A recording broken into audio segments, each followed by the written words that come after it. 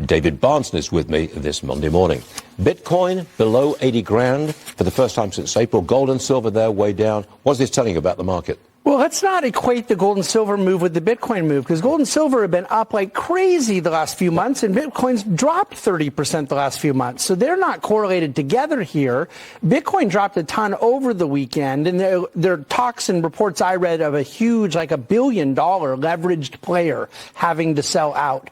Bitcoin has got a mind of its own, or I'm using mind generously. Gold and silver, though, I think is just simply that it was overheated. You had a significant amount of buying.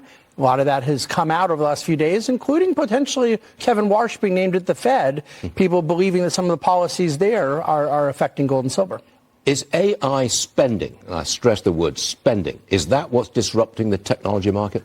Overspending and questions about the return on investment for that spending. And so you saw a really bad response in Microsoft's report last week and a good response in Meta's. The market hasn't figured out how to gauge the spending level yet, but I think there's a lot of vulnerability in it. And of course, you know, Stuart, I've been talking about this for a year.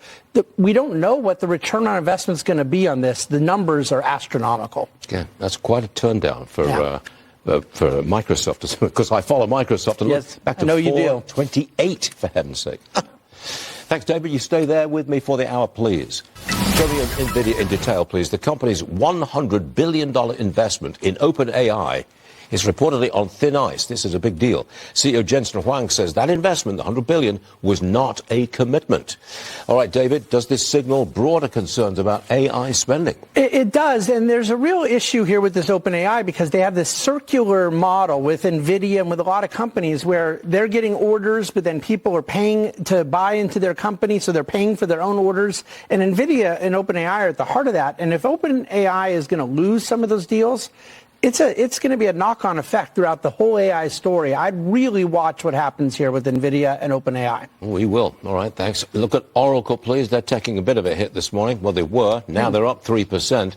They've announced plans to raise up to $50 billion to fund its bet on cloud computing. They want to use that to power AI. So they've turned around, David. What's going on here? Yeah, let's let the market settle a little here. You see it's up 1%. It was down a few percent pre-market, so it's bouncing around. Look, $50 billion, a lot of which would be borrowed money, is very different than the Googles and Metas paying with cash flow. Yeah. Microsoft paying with cash flow.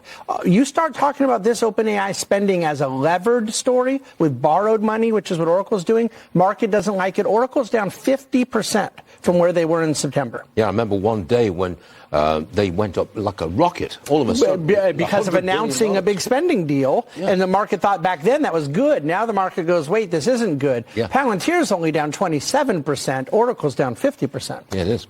Then we have Disney. They reported before the bell this morning. They got a boost from streaming and theme park demand. The stock is down 7%.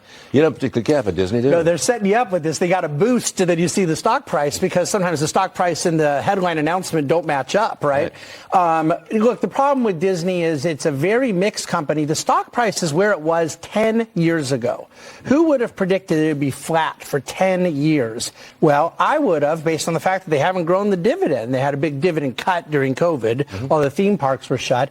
But everyone told us they've converted it into this media streaming company. We just don't see it. They don't pay much of a dividend, do they? No, it's very, very small. And I also would point out the talk about the new CEO is someone from the park side, not the media side. So we'll see if that ends up happening. But there seems to be a question as to what their real vision for the future is going to be after a long run of great success. I've got it. Strategy, that is Bitcoin's largest corporate holder, also affected by the sell-off here. Strategy is down another 6%, $10 a share. You don't think much to Strategy, do you? No, but it's important people understand what it is. It used to be called MicroStrategy. They changed the name. It's just a levered play of Bitcoin where they take cash in, buy Bitcoin, and we're trying to arbitrage price. And it's, look, it's a sort of Ponzi-like model that has gotten hammered. I think it's down 70% from its high. It might be more. But no, I think that it is a disaster. They've borrowed a ton of money. The whole model was always just grotesque to me. But it spoke to the reckless risk an excess people were taking on parts of last year. And so this thing unwinding doesn't surprise me in the least. Rare earth stocks, I believe they're up this morning after the administration launched a $12 billion stockpile to counter China.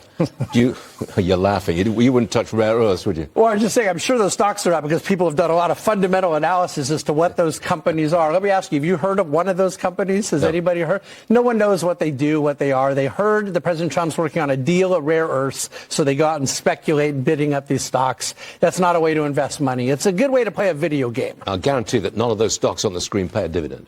All right, we'll guarantee you that is true, and I will guarantee you none of them make a profit. Okay. I think we know where you're coming from. That's all I'm saying. Let me ask you about Waymo. They're filing a $16 billion funding round that values the taxi company at $110 billion. All right, what do you make of that? Yeah, no, this is kind of interesting to us. We do own Google, not in our dividend portfolio, but in a separate portfolio, and Google has a big stake in Waymo.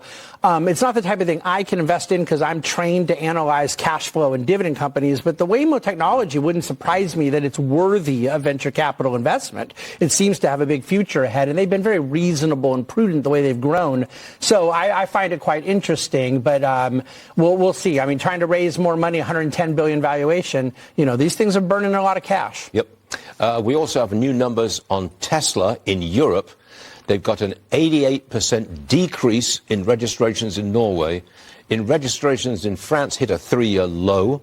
There was a 70% increase in Spain. Registrations are up 26% in Sweden. So that's a mixed picture in Europe. The stock's down 15 points, $15. I don't think the stock trades a ton just off of its European investment. One of the other big stories over the weekend is that there's talk of him wanting to bring SpaceX into Tesla. So there's a lot of things that will cause Tesla to trade. By the way, not just down, but up. Because at 220 times earnings, people are not buying it for the cash flow of its car company. They're believing, for good reason, that Elon Musk has something up his sleeve.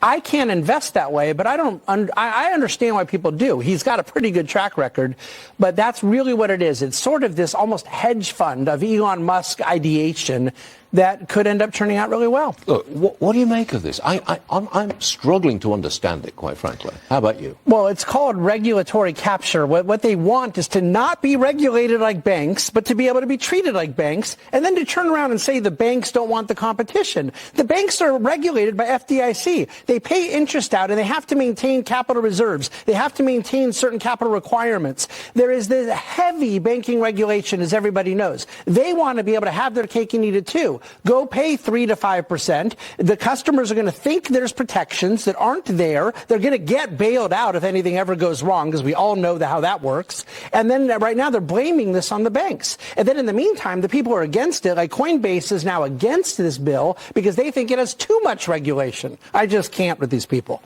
Other than that, I don't have an opinion. One day you'll tell us how you really feel. All right, I need to spend time here on your dividend picks. You're starting off with Verizon again. Yes, well, Verizon was up 12% on Friday, which is the biggest single-day performance of Verizon maybe ever. I mean, it was massive. So that's why I put it on the screen. Still over a 6% dividend yield, increased the dividend Friday, but I will tell you, they really had a great quarter for guidance forward. Very good 2026 ahead. Next one is Eastman Chemical. No one wants to hear me talk about a plastics company, a chemical company, but really exciting. First of all, 5% yield that you'll like, but a great quarter they announced last week as well. And so 2026 play, this is a new addition for us to our dividend portfolio. Thank you, David. Yes, sir.